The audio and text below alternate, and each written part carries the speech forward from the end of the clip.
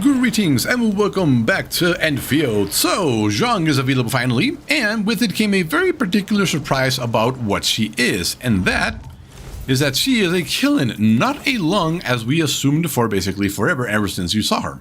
So why does this confusion happen? Well, I believe it's because here in the West, we imagine the Kilin or Kirin as a lightning horse. And that is our main description. If I go over here and turn this on, give me a second. This is what we imagine as the Kilin. This is Lazy from the original Arknights, and she is the only Kilin in the game with an actual artwork, at least until now. So this is what we imagine it, and it is based on the Monster Hunter description of the Kilin. This is what we imagine mostly, a lightning horse with some statically electric tail and a horn, and obviously hooves. So if we compare Lazy to Zhuang, we can see that they're basically nothing alike. Their horns are nothing alike. Their tails are nothing alike. Lazy has a horse-like tail, while Zhuang has a scaled tail with slight fur. If I go over here, you can see that it'll be better in here. If we go over here, we can see that her tail has some hair growing out of the spine and is going into a slightly bushy area there. So is she a Kilin or not? Well, in order to answer this question, we need to not go to basically fictional media, but actually go to the mythological description and representations we have in the real world. So if we go here, this is a picture of a statue on the Wikipedia article for Kilin, as you can see here. And yes, I know that Wikipedia is not the bastion of all information or completely accurate, but it is accurate enough when it comes to real world mythology. Now this here, what do we see? We see horns that are basically very similar to Zhuang's, as we can, if I move this down here, and then go here, and then go here, we can see that her horns are actually very similar to this Kilin statues, aren't they? Quite interesting. Also, if we look at its tail, we can see that it's got a scaled tail with some hair going up the spine. They're only painted, but they're right over here, and it's ends in a slightly bushy area. And what does Zhuang has? She has a scaled tail with hairs going up the spine and a slightly bushy tail. Okay, so far, she is a very accurate representation of a mythological Kilin from our world, not the one that we are used to. But what about these ears? Well, if we look at the ears here on the Kilin, we can see that they go with usually a goat or horse-like ear. If we go down here in the description, we can see that they are mostly represented as ox, deer, or horse, more commonly goats. So those are technically equine ears, I believe, and cloven hooves.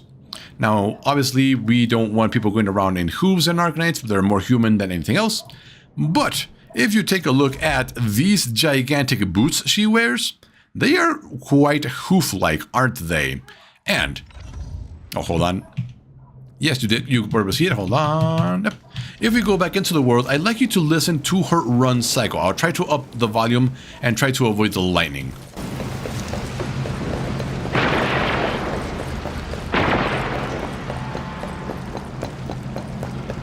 There, did you hear it right over here?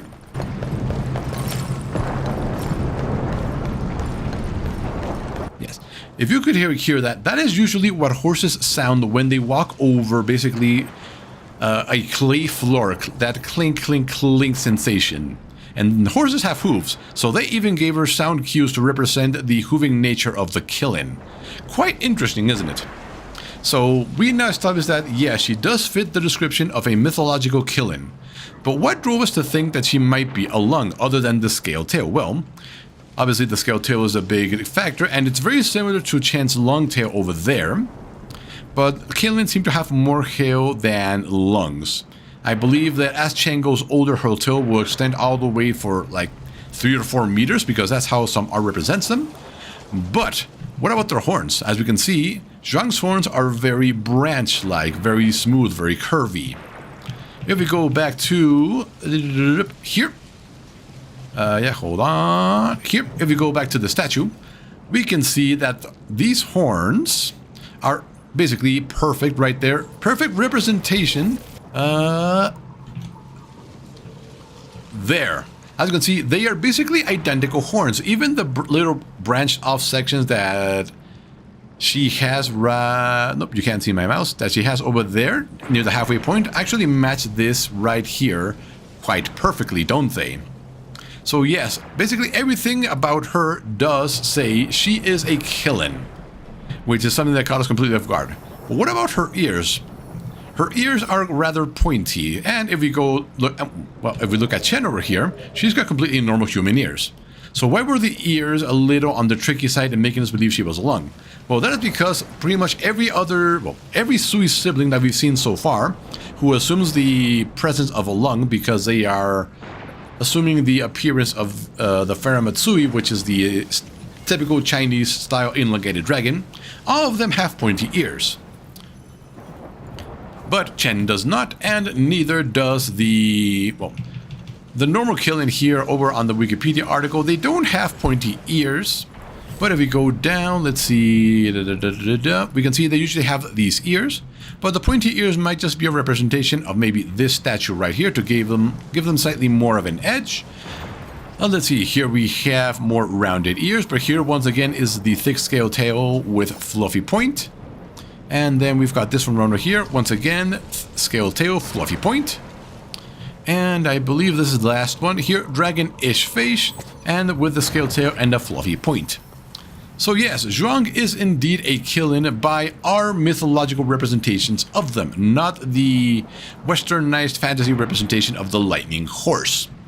Very interesting, isn't it? It caught us completely off guard, but after looking at all the evidence, it actually makes complete sense. So hopefully you found this very short video illuminating as to why she is actually a Kilin and not a lung. And we will see you next time when we have some very important discussions about the new Sui sibling, because based on what little I've seen of the story so far, because I've been busy, there are some very big implications as to what might happen in the future. But anyway, later.